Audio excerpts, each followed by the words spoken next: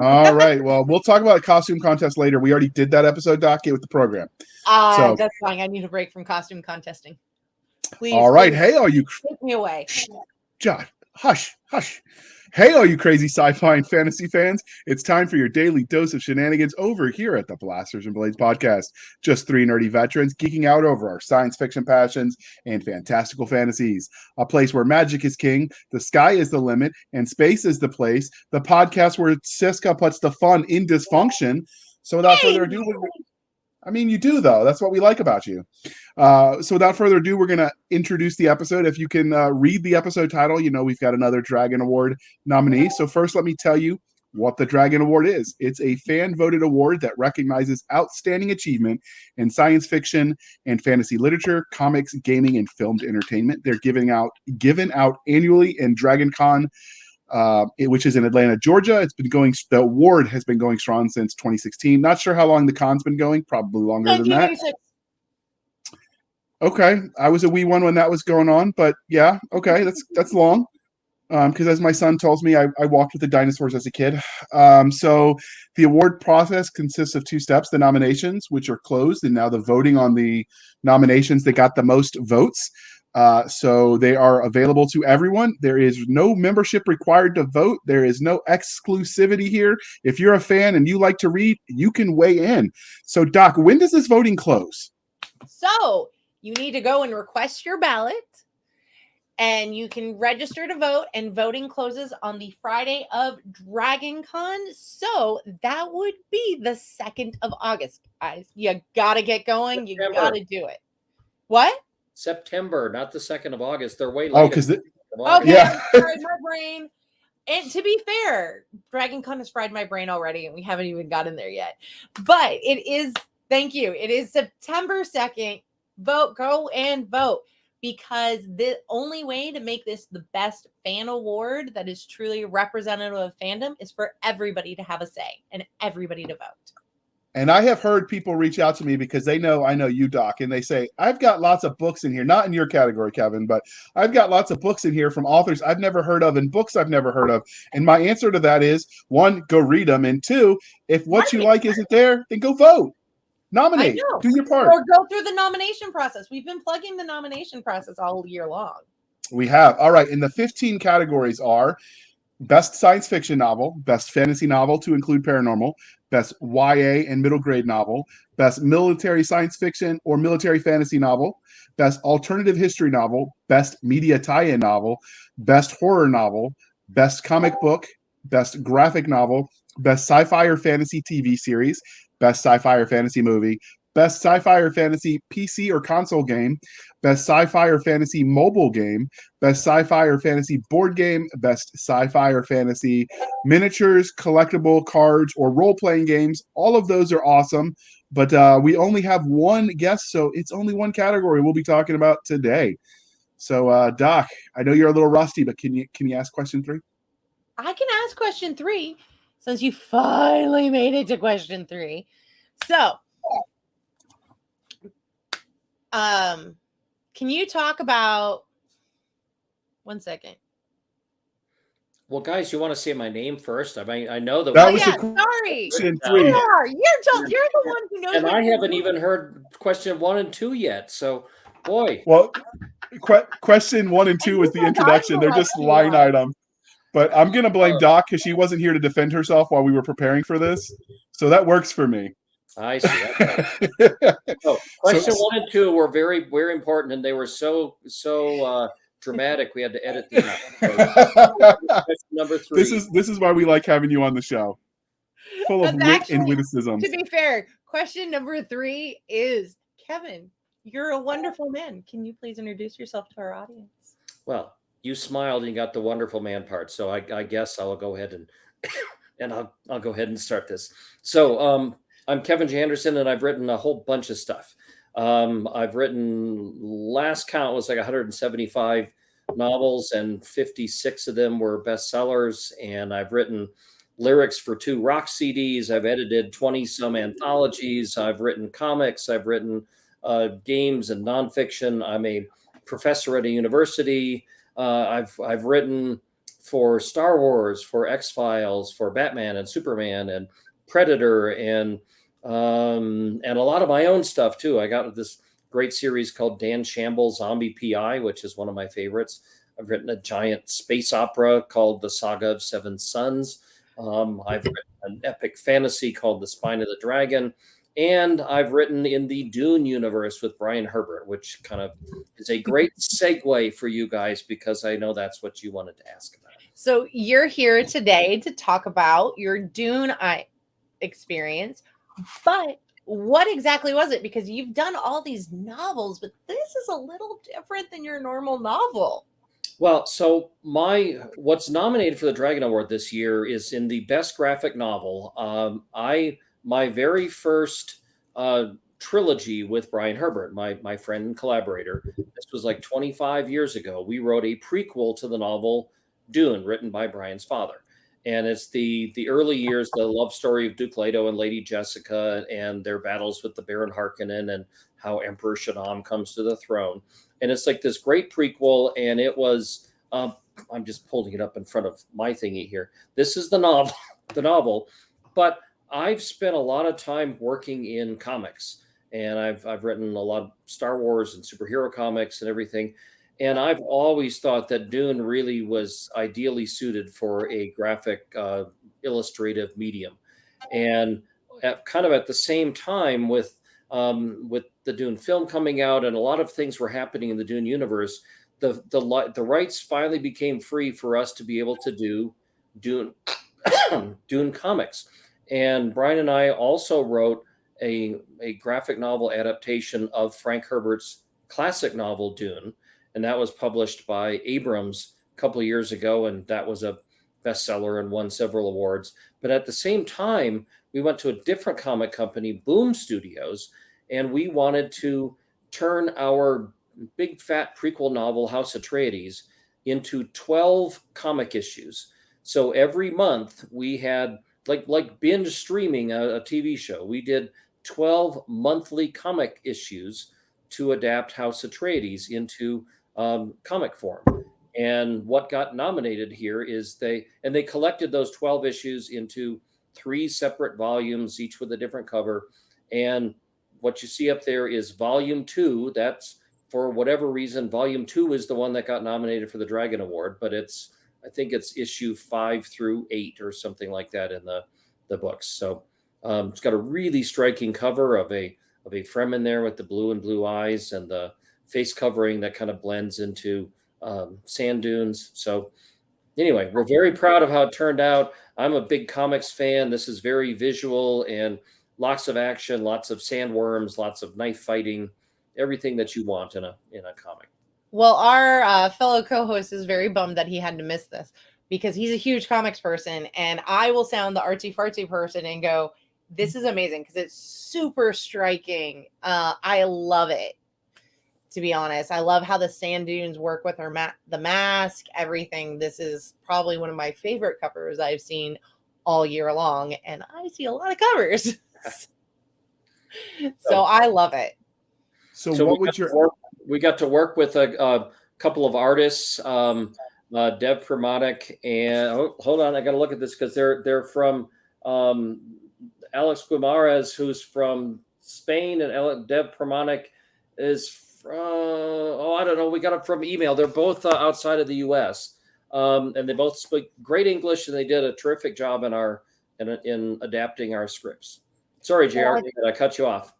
Nope. I was going to ask you what your sales pitch for Volume 2 of House of Astartes would be. Well, I would say Atreides. I would say you got to read issue 1 through 4 first, and then now you have to read issue 5 through 8. So JR also needs to watch the movie so he knows how to pronounce Atreides. Well, and to read the books and to experience just everything. So anyway, Dune. Well, no, we found the person who hadn't read Dune, so he's right here. He's your co-host. I know. I'm very surprised. I saw the movie back in the day. It is something that is on my list. I actually am next in line for it at the local library. It's only been out since November. It's only been out since November. What do you mean back in the day? No. the original movie I saw back in the Oh, day. that I've never read the source Okay, material. I have watched every single Dune. I don't normally watch media movies. I am such a big reader and stuff. I have watched every single Dune. I'm sorry. The newest movie I have watched the least, but every other Dune IP, the miniseries, everything, I've watched it at least 10 times. Yeah, but see, the new movie is also nominated for a Dragon Award, so you I really know. So you're going to win no matter what, aren't you? well, I don't You know. I don't humble think man. one if the movie wins it. So anyway, it must be up to question number 9 or something by now with your line items. So Not so really. what would the sales pitch be now that we're done mocking me, which we do every episode, so I'm used to it. It is our national pastime. It is. The readers are here for it. The listeners and viewers too. all right. So as I said, the Dune House Atreides is the prequel to Dune. It's the you can read it to get up to speed before reading Dune, and it's how Duke Leto becomes Duke and how he falls in love with this Bene Gesserit trained concubine named Jessica. How their first battles with the Baron Harkonnen. It's all about the planetologist Kynes who goes to planet Arrakis. If none of this means anything to you, Mel, then you need to read it and you'll get introduced to all of it. And Lady Jessica is one of my favorites, so I am ecstatic that there is more content on her. so, and there are 3 volumes to this, and obviously, I would rather you started with volume 1 instead of starting with volume 2. But hey, whatever works for you. So what was the big, like, for someone who's read the original source material but not your graphic novel series, are there any Easter eggs that they would recognize or that you could give us, obviously without spoilers? Well, I mean, the book came out 25 years ago or so, so it's a pretty close adaptation of the novel House Atreides that we wrote. Although the novel's a big fat novel with a million different storylines, and you can't fit all of that into a 22-page monthly comic. So we had to streamline it a little bit. But a picture's worth 1,000 words. So just the fact that we can do things visually gives us a shorthand. We can put a couple of panels that'll save me many pages of descriptions. And I just think that the story, the story in Dune House Atreides just really lends itself to a comic format. And the artist did a terrific job on it. And Brian Herbert and I adapted our story. I mean, that was a real challenge to read 50 pages and try to figure out how to do it into 10 pages of comics. So I gotta ask, how did you trim or streamline the story? Like which parts did you just focus on? Did you go, okay, these are the most important because the movie's coming out, and so, or how did you do it? Well, it wasn't from the movie because it's not really connected to the movie. And Okay. we couldn't, I mean, it's the same, it's the prequel story, but it's not like we had the artists use the same like set designs and costumes and things from the movie. Yeah. I obviously, well, we cut out all the sex that had to go. That just had to leave. No, not necessarily that either. There were certain storylines that we just felt, well, you know, if you can only do so much, and maybe this one wasn't as important as that one, and that's really hard. It's like a Sophie's choice on your characters, and it's like, well, which one do I get rid of? But you know what? We didn't really get rid of them because you can always still read the full book and get the full storyline. Yes, it's picking your favorite child. I'm lucky. I only had one, so it's very easy. You already gave up the other 5 or whatever, so exactly. Okay. So do you foresee this continuing past the book at any point, or are you going to stop the graphic novel series where the book naturally ends? well, the House Atreides has already been done into 12 issues in its start to finish of the novel. And we have just sold with Boom Studios that we are going to be doing the other 2 books in the trilogy, House Harkonnen and House Carino. And in fact, this weekend, I will be writing the script number 5 out of 12 for House Harkonnen. So that's already well underway, and we've got the artists picked, and they're working on, I think, issue number 1 now. You got to remember with these things that there is a big time lag between the time that we write the script and then the artist sketches out the thumbnails, and then they do the pencils, and then they do the final art, and then they do the coloring, and then they do the lettering. There's a lot of steps going on beyond what would happen if I was just writing a novel. And so are you using the same artists? I believe there's different artists for the House Harkonnen. Okay, that'll give it a different feel visually when you're reading Slightly it. different, and we looked at all the samples, and we love the new people. There's like different artists do like 3 issues in a row, and then they change. Boom has a whole big stable of artists that they want to keep busy. But the other cool thing is that there's a lot of variant covers on every issue. There's something like 4 or 5 covers on every issue, because they like a certain comic book chain wants a special cover for their store, and maybe like Emerald City Comic Con wants a special cover for the issue that comes out during their con. Oh my goodness, my collector completist heart would go nuts. Oh, well, it's nuts for us just to approve them all, because and here's another cover for number 3, and here's another. But it's just it's really cool to see all these different artists taking their own approach to the story that we did. I love it. I'm so excited to see it, because Dune is such an epic and foundational piece of literature that everybody, and even JR, maybe especially JR, could be familiar with it. I mean, it is like science fiction's version of the Lord of the Rings. I mean, if you've got to read it. It's like the foundational, nothing to do with foundation, the foundational science fiction novel that, I mean, it really changed my life. I read it when I was, I think, 11 years old, reading Dune, and I just I was a science fiction geek, a geek or a nerd, whichever one I was trying to say, a science fiction nerd, and I just loved it. I was reading all the Edgar Rice Burroughs, I was reading Andre Norton, I was reading Arthur C. Clarke, and I just loved them. And then I read Dune, and that was at a whole different level. It was like, holy smokes, this is amazing. This is as great as science fiction can be. And I've read the book, I believe, 22 or 23 times now. And you're either a speed reader or very dedicated, because those are not thin books. Well, but I keep, in order to do the graphic novel, I had to read it like an X-ray, page by page. And because we've written in that universe, you really have to understand it and know all the nuances. And Frank Herbert didn't create a little flimsy universe. It's perhaps one of the first fully grounded world building, all the different. It is very deep, and I've always been impressed with how much anthropology and sociology he really incorporated into it.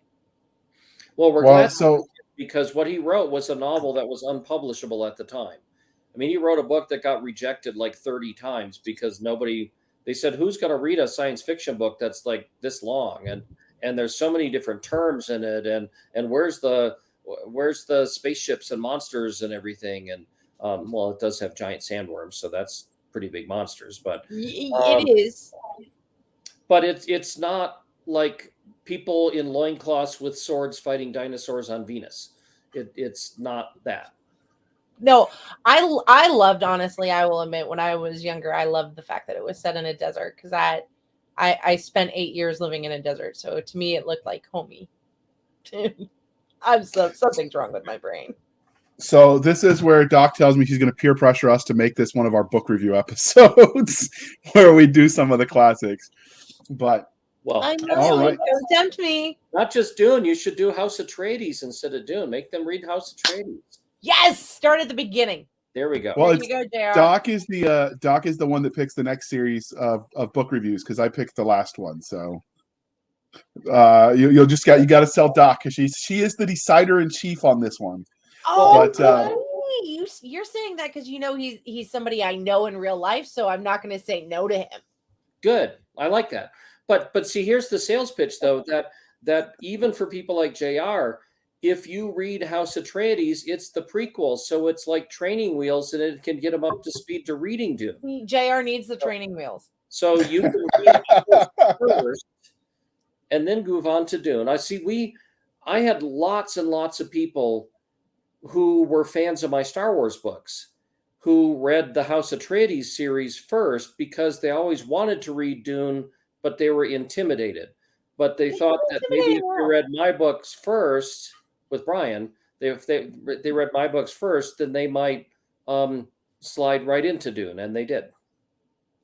Okay, I will that is agree a with that. It is a very intimidating world, and for a long time, I was very afraid of it. And I've read most of David Weber's works and all of Anne's and McCaffrey's, so size doesn't intimidate me, but it's the depth of it. Does that make sense? yep. Yep, and we're gonna just move on before anybody makes some inappropriate jokes. So what was your reaction when you first heard that you were nominated? Well, this isn't your first nomination for an award, so I imagine at a certain point it gets to be old hat. But what was Well, your reaction on hearing you got nominated? well, it never gets to be old hat, but also Dragon Con, and hence the Dragon Awards, which are connected. Dragon Con has always been like my home convention. I think I've missed one in the past 27 years. And I come all the time. I love Dragon Con. That's where we Um, met. sorry? We met at Dragon Con. Yes. I mean, I've got relationships and friendships that have gone back 25 years, 26 years. And, I wasn't even really thinking of this nomination or anything, because I wasn't normally for awards when you're earlier in your career and the awards like mean the most to you, you campaign like crazy for them and you really focus on them. And I was just kind of busy. I had book deadlines. I was doing all kinds of things. And um, on the day that the Dragon Awards came out, the nominations came out, somebody texted me and said, "Congratulations for the nomination on Dune the graphic novel." And I went, "Oh, that's pretty cool. I thought the graphic novel came out 2 years ago, but I'll take it." And then I went and looked at it and went, "No, it's for the House Atreides comics," which is even cooler because it's material that I wrote with Brian, not the original Frank Herbert stuff. And then I looked closer and I went, Volume 2 is the one that's nominated. How did Volume 2 get nominated? But I was happy no matter what. And I posted all over the place on my social media. And let's just hope that that draws more readers to the comics. Okay. All right, Doc. He answered a bunch in one because he's efficient like that. So read the side chat. Okay. Because he's amazing like that, to be honest. So while she's reading what the question is to ask you, with as many books as you're writing, like, is it caffeine straight to the bloodstream? Are you like doing Folgers dip?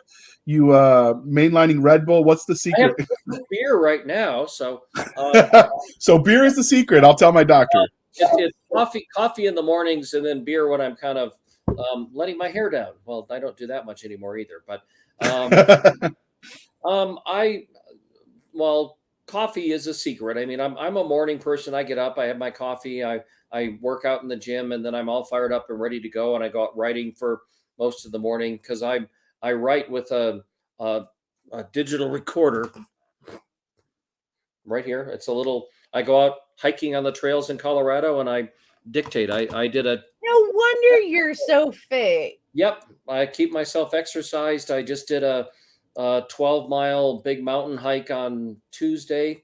And I just do that. But it's not just the coffee, it's the fact that I really love what I'm doing. I mean, Well, I don't look for I don't look for excuses to not write. I look for excuses to turn down other things to do so that I can spend time writing instead. So do you ever share with your fans the raw audio dictation? Well, I just had my first big Kickstarter was in May.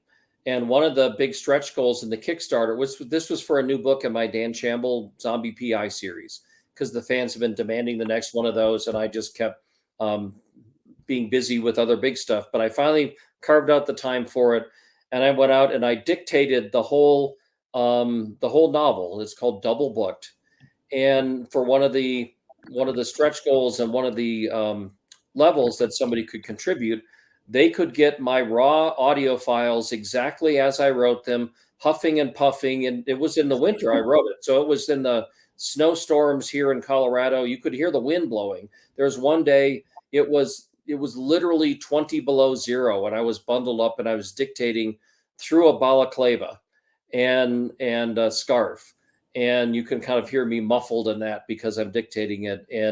And I think it was $150 or something at that level. You got all of the original audio files of me dictating the chapters as I'm walking along the trails and going up and down, and you can hear, dogs barking at me and things.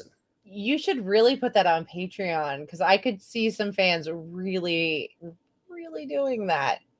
Well, I got quite a few people did it for the Kickstarter, and yeah, I could do stuff like that. You don't have a bad voice. I mean, there's some authors. It's all my list of million things to do is to set up a Patreon account. It's just hasn't risen up above number 99 quite yet. And yeah, I had somebody who recently told me, and I'm like, yeah, but how do you do that? Like, what's a brand? They're like, no. To make this easy, you get to be the brand, and then everything else from there. And I'm like, you're insane. But right. Okay. But well, Patreon. That with Patreon and with Kickstarter, whatever, that is one of the things that has changed in publishing over the past 10 years or so. Because I was published by Bantam Books and Tor Books and HarperCollins and Simon and Schuster and all these things. And none of those publishers want to mention that you were published by any other publisher. Of course. So the Star Wars publisher doesn't want to mention the X-Files publisher. And so as an author, I was like split up into 300 different camps. Yeah. But instead, I started making Kevin J. Anderson as my brand. It's like, wait a minute. If you're a fan of mine, maybe you'll like my Star Wars books and my Seven Sons books and my Dune books and I'm the only one that can pull them together because the separate publishers won't. Yeah. And I've really pulled together my own fan club, my newsletter, my social media stuff, and my cats have their own fan clubs now and stuff like that. So is that sarcasm, or do they really have their own fan club? Well, I have one of my cats, Percival Lowell Anderson, has his own Facebook page with 400 followers on it. So they see Percival's postings, and he helps me promote my books by sitting on them, and I take a picture and my marketing guide. But yes, if only my 10-year-old was that useful. Instead, when I put on makeup, he goes, "You're weird. You don't have a costume on. Why did you do that?" So, with these, I don't have a Patreon just because I haven't found the time to set one up yet. Okay. But then the other thing is, when you have a Patreon and somebody's paying you whatever, $10 a month, then you have to feel obligated to give them content every month. And I don't like to be pinned to I don't know. It's not like I don't write calendar, pinned to the calendar.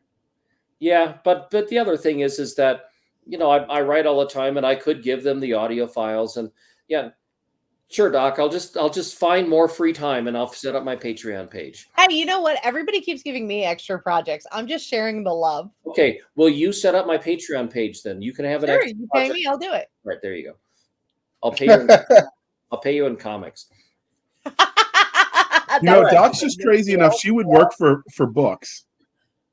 Well, that we've got plenty of around here. All right, Doc. Cheers, not giving away my secret. So. Oh, I wasn't supposed to tell people that? Oops. JR wants me to ask, what convention are you most excited about this year? Well, Dragon Con, always. See, he knows the right answer. Well, and it's the correct answer too. But I mean, I do a lot of writers' conferences that I really like. Mm-hmm. And I run one called Superstars Writing Seminars in Colorado. I hear amazing things. One of my I come out of that one kind of shaken every year because I'm just so inspired by it. One of my best friends went this year and she loved it. Jay Boyce. Yes, she's a dear friend of mine too. She's amazing. I love her. And the writing conferences are really important to me. And I just finished my summer residency at my university. So that was really cool with my grad students. But Dragon Con is my favorite fan convention all year. So it was a poorly worded question. So we evolve these questions as we do interviews and we touch up what we do. But she was supposed to ask you, what about Dragon Con this year are you most excited about? Is there any specific part of it that you like? The 4 hours of sleep I get every other night or something. Well, I You did get just 4 hours? Don't do I work. did just get my schedule, and I think on Saturday I think I've got 8 hours of programming straight, or Sunday I've got 7 hours and things. So I'm busy, and if you can't find me, you're just not. Of course, there's 75,000 people there, so I guess I can hide if I want to. But I'm marching with the Dune fan group in the Dragon Con parade this next Saturday, a week from. I'm so excited. So that's going to be fun. And just, I'm on Star Wars panels, I'm on Dune panels. The artists for the Dune graphic novel, they're both from Spain. They came over as special guests for the comic track. So I will Wow, that's them. so cool. I'll meet them for the first time. We're doing signing panels together, and they're going to be marching with me in the parade. So that's fun to be building. For the longest time, the Dune fan community was kind of narrow. There wasn't like a big, like a 501st thing for Dune. Yeah. And now it's starting to build up, and I'm watching the costumers and the comics fans and the gaming fans, and I've been working with the Dune universe for 26 years now, so I'm very happy to see it. The last year, Sue Phillips, who is a very good friend of mine, you know her, she did a fan panel, and the line was so huge they had to do 2 of them. I know, I was on it.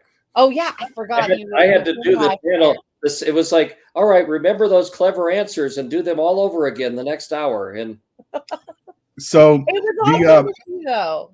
Dune has reached mainstream enough that Gordon Ramsay has talked about you on one of his Hell's Kitchen or whatever it was. There's so much spice, something Dune joke in there that's become somewhat of a meme. So you've talked about, you've got a lot of paneling books. So which panel are you most excited about participating in? Either one you want to go to or one you're going to sit on as a panelist. Panel I'm going to go to. When do I have time to go to panels? You go to panels and then you sit on them and talk. I go to panels by being on the panels, but kind of when I go to panels. I guess meeting the 2 Dune artists and being able to have us panel with them and sharing conversation with them is the thing I'm looking forward to. Have you ever met them in real life? No, never. Wow, that's huge then.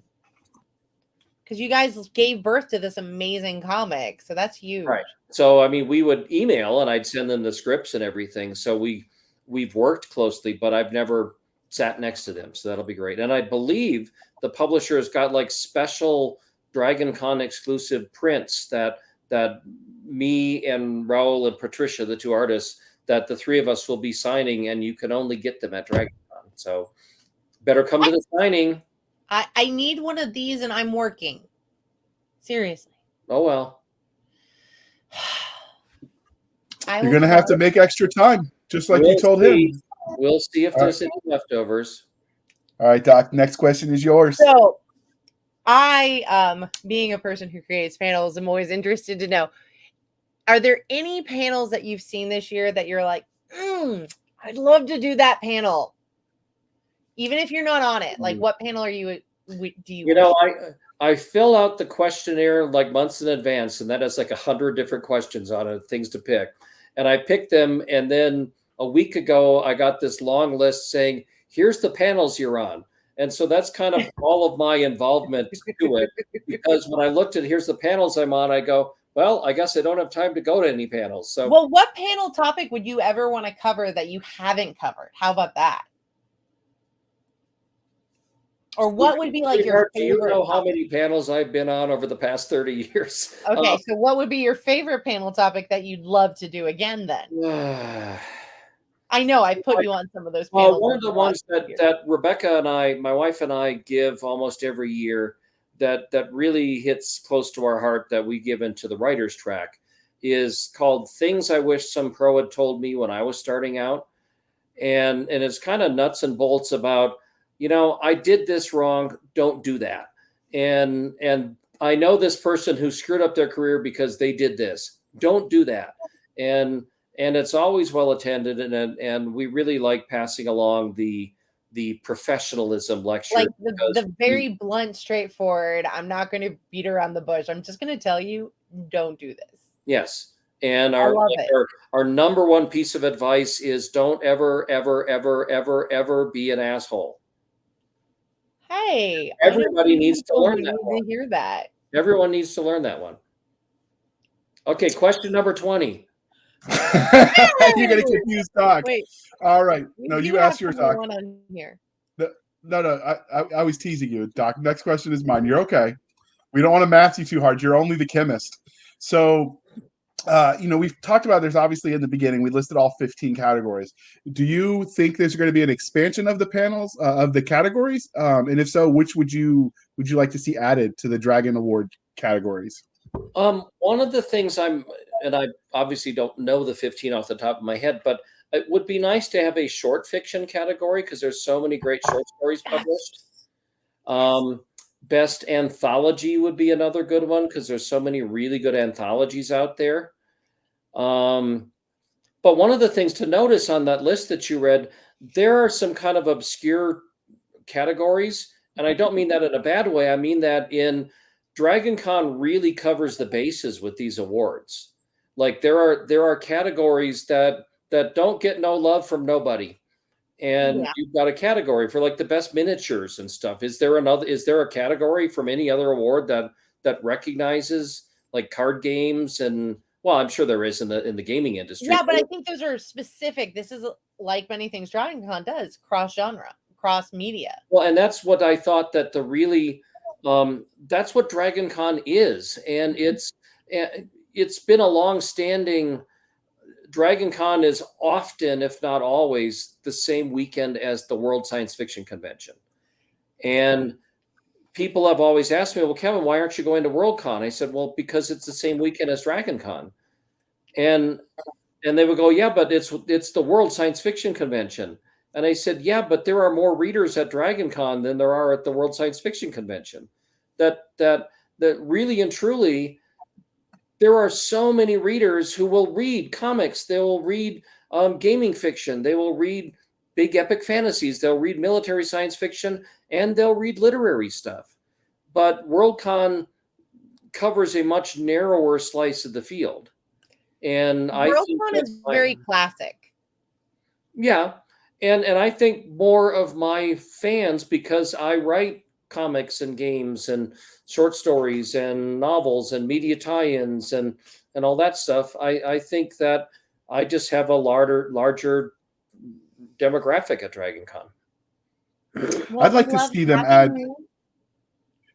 I'd love to see them add a category for artist for like the cover art and stuff because the cover art that's coming out lately is amazing. Yeah, but That I mean, I'm reading. If anybody's been watching the video of this, I've clearly been agreeing with Kevin because I've been telling them they need to do an anthology category at least every year. well, and the thing about I just saw an example yesterday about this new art AI that will if you feed in all a bunch of terms that's in the book and it'll generate a bunch of cover images for you and they look awesome. And Okay.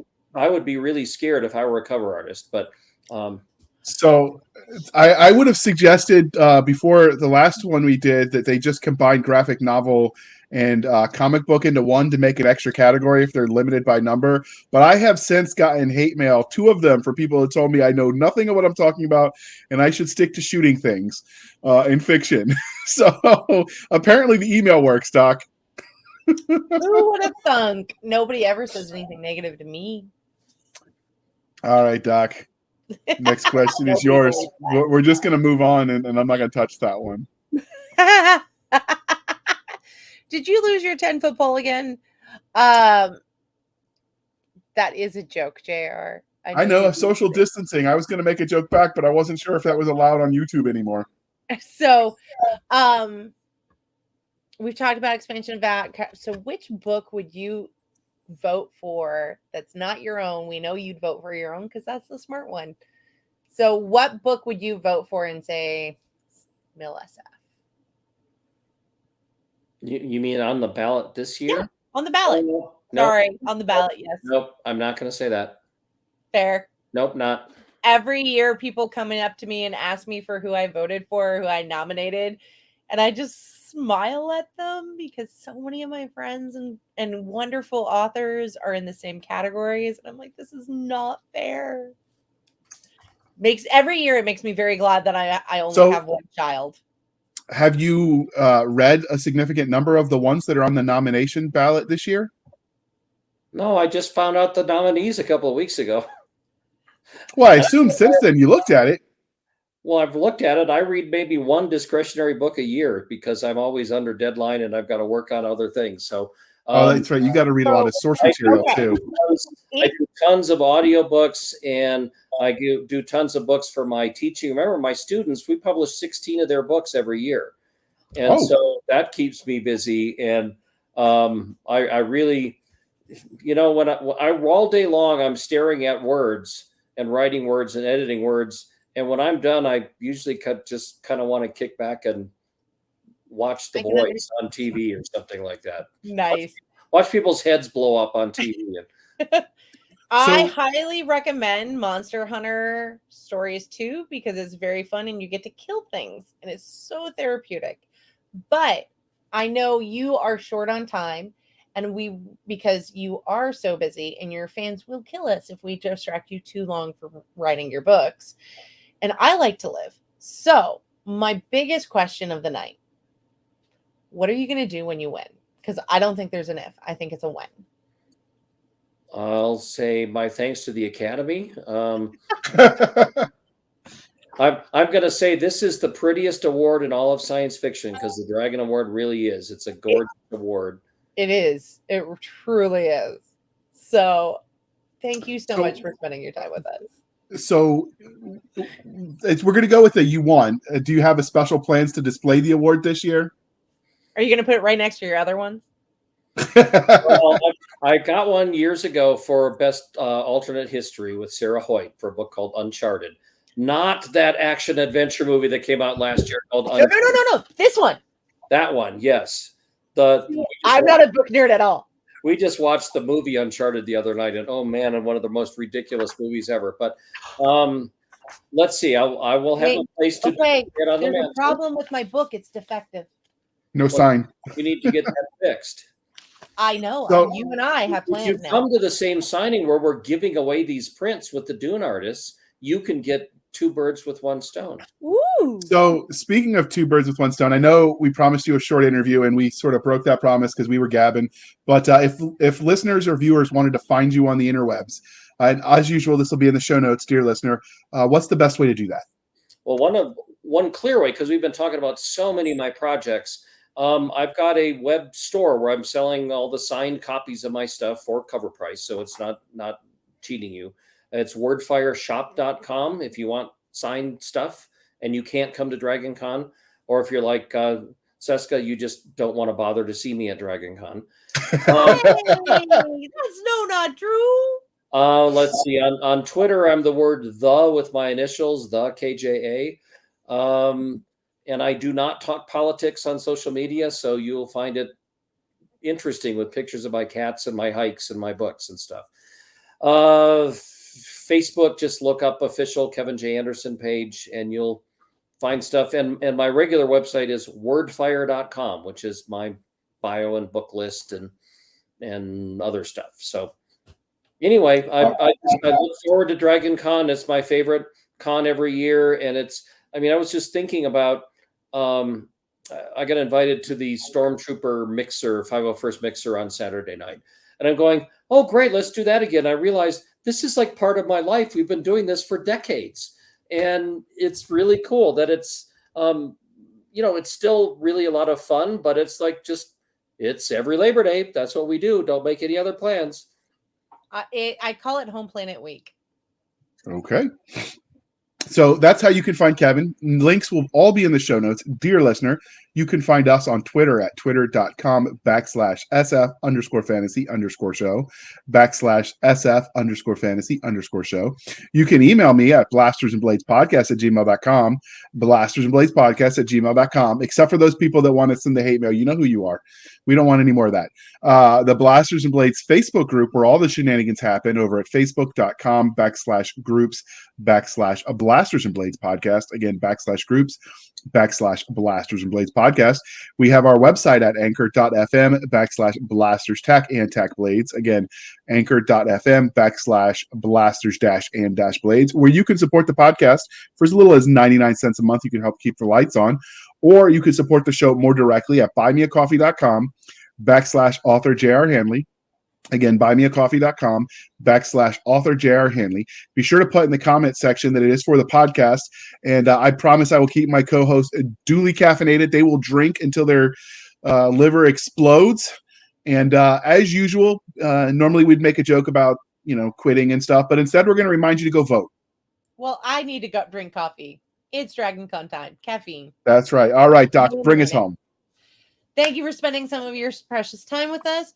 For the absentee addle-brained Nick Garber and the really addle-brained JR, I'm Cisca. This was the Blasters and Blades podcast. We'll be back next week, same time, same place, talking about our favorite things. Cheesy jokes, nerd culture, all things that go boom, and of course, books, because it is me. It is you. All right. Have a nice one.